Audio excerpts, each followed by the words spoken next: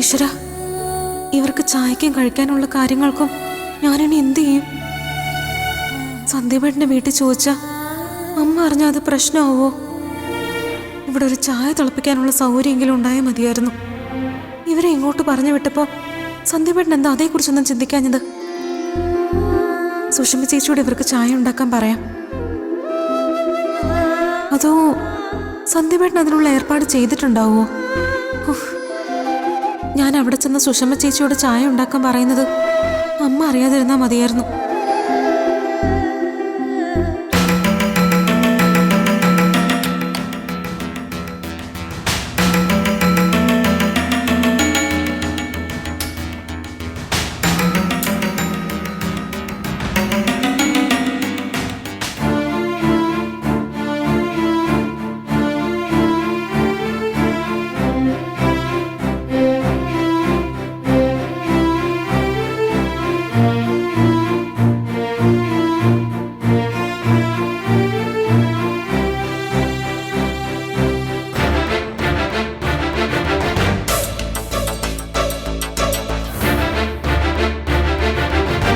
ആഹാ,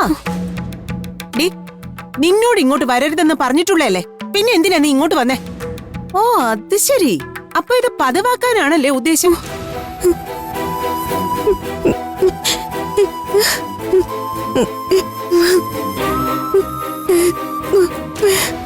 അതെ, നിന്നെ കാണാൻ നാട്ടിൽ നിന്ന് അതിഥികൾ വന്ന കാര്യമൊക്കെ ഞാൻ അറിഞ്ഞു.